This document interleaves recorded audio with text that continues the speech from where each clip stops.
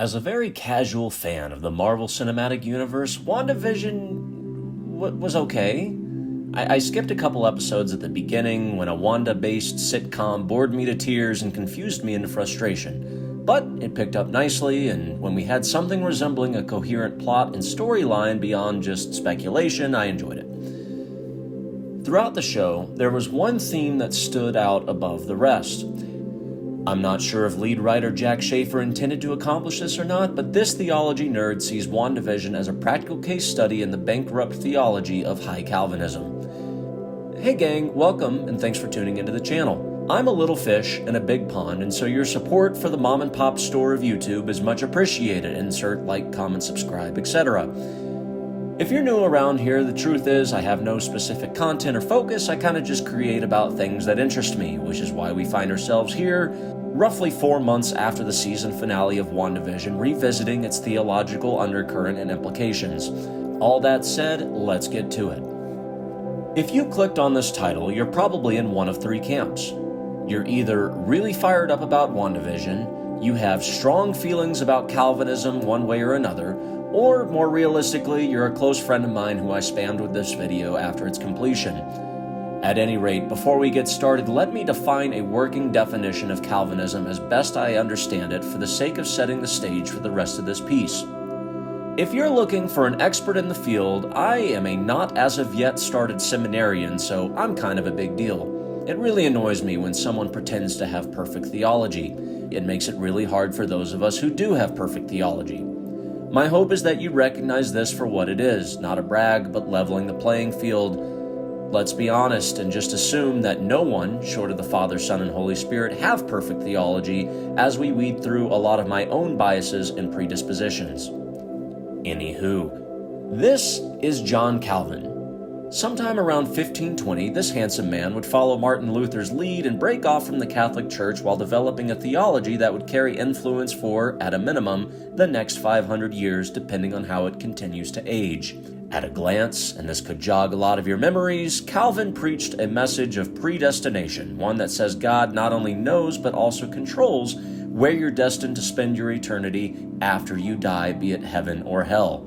The problem is that while God does know, you do not know, so therefore it is in your best interest to behave yourself lest you find yourself divorced from His elect and chosen people.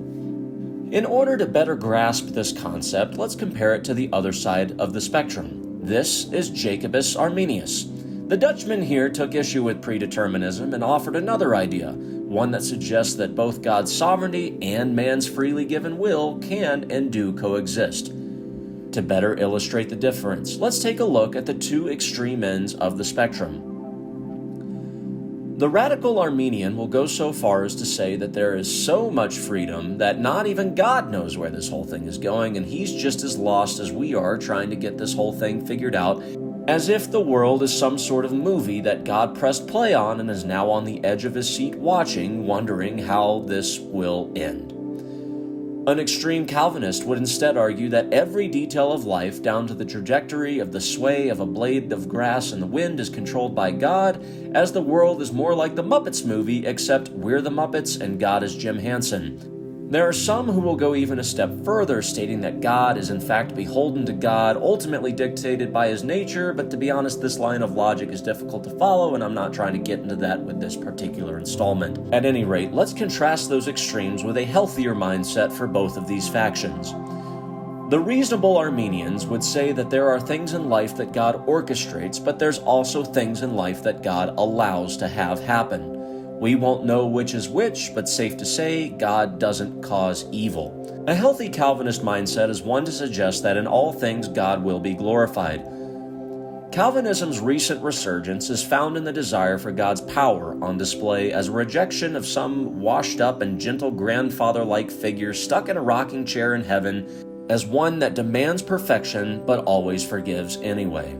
And I agree, this is not who God is, but I'm prepared to offer an alternative. One that's somewhere in the middle of these two conflicting ideas that I hope to paint throughout this piece. With that out of the way, let's circle the wagon back to unpacking some WandaVision. Throughout the series, we eventually figure out that Wanda is in control of a town she hijacked after failing to deal with a grief. This is a good reminder that therapists are more super than anyone who has ever donned a cape. Throughout the series, there's a very palpable and obviously unsettling feeling over how Wanda has chosen these humans to be her playthings. Sprinkled throughout the show, there are moments where the townfolk will snap out of their trance just long enough to cry out for help, but it gets worse. When Vision first notices that kids are now stuck in this alternate reality she has so forced upon them, the implication is clear. This whole hexing thing was bad enough to start, but now you're including not just the men, but the women and the children too. And you've clearly crossed the line. But I mean, come on. Wanda was going through some stuff. She was having a terrible, horrible, no good, very bad day after losing her AI boyfriend. So it's cool, right? All is well? The show itself would answer with a resounding nay. Wanda flees at the end of the season finale, which really serves as a way to set up a sequel, but more practically was evading police and more generally consequences for her actions. Even if you take the side of the grieving robot seductress, you're viewing that through a lens of empathy, one that justifies actions that are unjustifiable actions under normal circumstances. Let's assume that Wanda never lost Vision, but instead was just bored on a Tuesday and decided, hey, you know what would be fun? Let's commandeer a city, but instead of just holding them hostage, let's take it a step further. I will shove my arm up your ass and work your mouth like a puppet. Okay, cool. Thanks for that, Wanda. Sure, I had dreams and hopes and relationships to maintain, but I surrendered to your vision of what my life ought to look like instead. If you still disagree with me about the fact that this is no bueno, you're better off tuning out now. Here's the thing. If it's not cool when Wanda does this, why is it cool when Calvinist view of God does it? Now, I know that the first and primary objection to this thesis will be, God is not Wanda and Westville isn't the world, and I agree with you. But let's continue the metaphor and consider that comparison. The Westville-ites have been freed from Wanda's hex. The walls are torn down and people can reunite with their loved ones and continue their lives in peace. But the problem is the red staticky square thing has disappeared to reveal a blue oblate spheroid in its place, so let's just call it Earth. So after leaving Wanda's simulation, these characters are now thrust back into God's instead. If we're assuming that God operates in the same way that John Calvin says he does, then we're right back into some pseudo-claymation Christmas special. Now this is easier to stomach because this is all we've ever known, so we're relieved to be free from the torments of Westville because it allows us to rejoin our regularly scheduled programming here on Earth. In the same way, we're free from the evil rule of Wanda and reunited with our Creator God instead. The world is a better option than Westville, and God is most certainly greater than Wanda. Except, and here's the problem, the world is a sinful, fallen, and broken place. Crap happens. Life hurts. So really, weren't the citizens of Westville better off in, well, Westville? Sure, Wanda told us what to do and how to do it, but she never organized genocide or mass murder. This is where the Calvinist loses me. I have zero issues with the suggestion that God is in control of my actions. In fact, if anything, my hope and prayer is that by the power of the Holy Spirit, He takes all of me, kind of like a spiritual Remy riding around in my hat, controlling a life that looks more like the one that Jesus lived than the one that Weston wants to live. But therein lies the problem. To this point in my life, I must confess that this has hardly been a reality. I'm a selfish and sinful human who frankly would rather look after my own self-interest at the cost of loving the Lord my God with all my heart, all my soul, and all my mind, while occasionally failing to adequately love my neighbor. My hope is that God is seen in all of me except that which is sinful and fallen and broken. Think of the freshman orchestra at your high school. They're going to periodically stretch themselves and try for Beethoven's Ninth. But when it doesn't quite sound right, you really can't blame Beethoven. But that's the extent to which the high Calvinist escalates. When we so insist on God's sovereignty that it comes at the cost of His holiness, I'm out. God is not the author of sin, but rather of everything else. For the Arminius, God's sovereignty is seen as sovereign de jure, anyways. That is to say that God is by right sovereign. For example, He could be fully sovereign if He wanted to, but that God is not sovereign de facto, that is to say, in actuality. Honestly, as a baby seminarianer, and that's definitely a noun. Look that up. Theologists have a funny habit of using 9-letter words where plain English would suffice, probably for the sake of both peer reviews and job security. So let's just say the Arminius sees God's sovereignty in that he could take full control if he wanted to. Someday he will, see Revelations chapter 22. But in the meantime, he is not sovereign at the cost of his holiness. Thus, God is not the author of sin. I, out of my free will, get the blame for when things go wrong, and he, in his goodness, gets the credit for what goes right, should I choose to honor and glorify him. While we're in the business of soapboxing, let me camp out here for a second and get a little deeper into the theology of Calvinism. I will admit that Wanda probably wasn't thinking about all this when she was playing house with Westville, but after 500 years of this theology's existence, this is what we've come up with. So, Calvinism is rooted in 5 points from which the rest of their theology flows out. Those same points happen to form the acronym TULIP.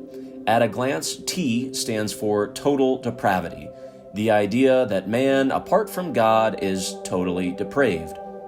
U stands for unconditional election. God is sovereign, and thus, whether you're going to heaven or hell is based on his decision unconditionally. The L stands for limited atonement. Only those who are lucky enough to make the list are gifted with atonement from their sins. I stands for irresistible grace. You've been chosen, therefore this grace that is so irresistible will so overwhelm you that you receiving grace was going to happen whether you like it or not. P stands for preservation of the saints, or put simply, once saved, always saved. I would consider myself a 2.5-point Calvinist. This may shock you if you've made it this far through the video. What I mean when I say this is I agree with the nouns, but not the adjectives. Let me give you 3 examples that I'm most passionately opposed to. T for total depravity. Yeah, we're depraved, but we're not totally depraved. If you thought we were truly, totally depraved, you wouldn't be shocked or appalled when someone who's not, as of yet, in a relationship with Jesus wrongs you.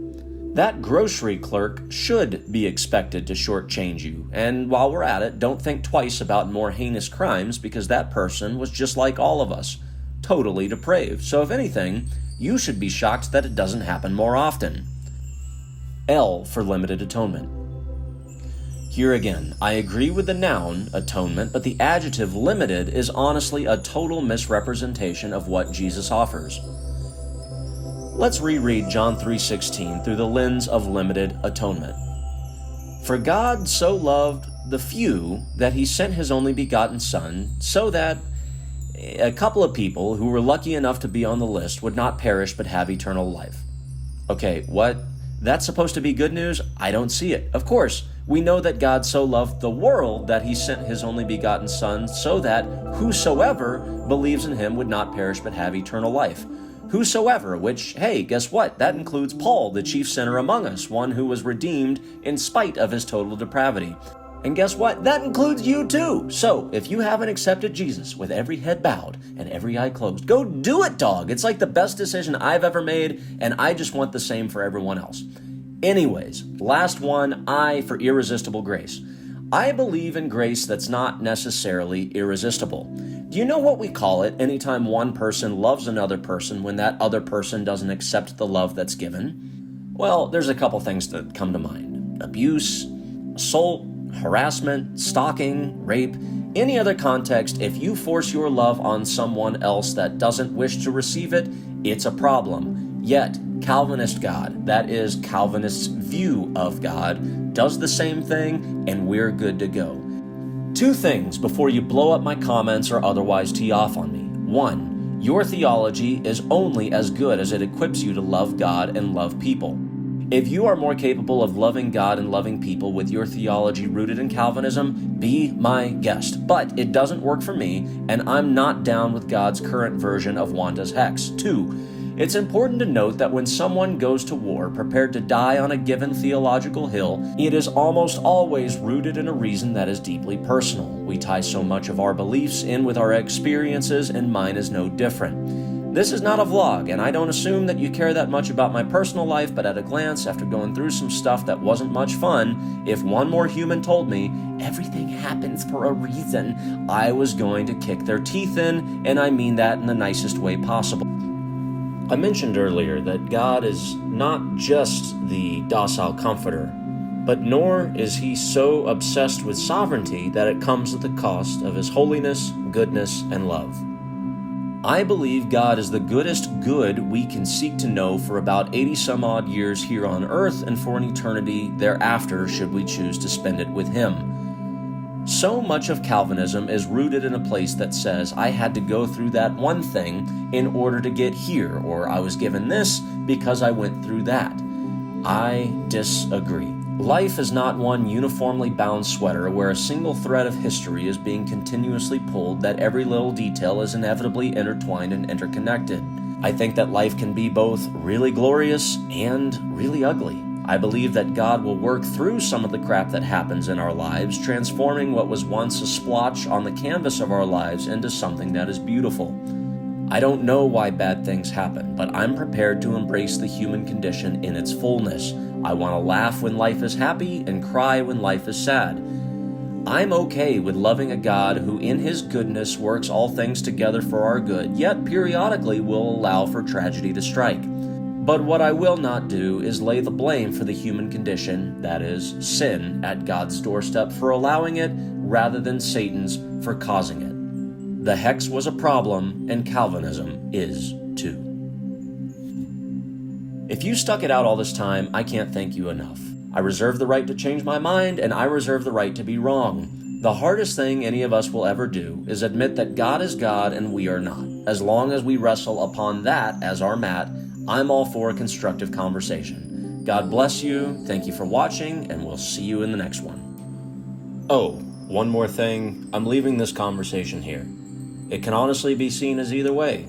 Calvinism, Arminianism, it's a beautiful depiction of life and everything in it.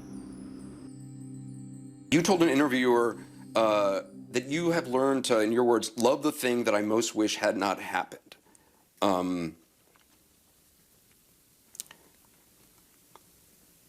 I remember. You went on to say, "What punishments of God are not gifts?" Do you really believe that? Yes. It's a gift to exist. It's a gift to exist. And with existence comes suffering. There's no escaping that.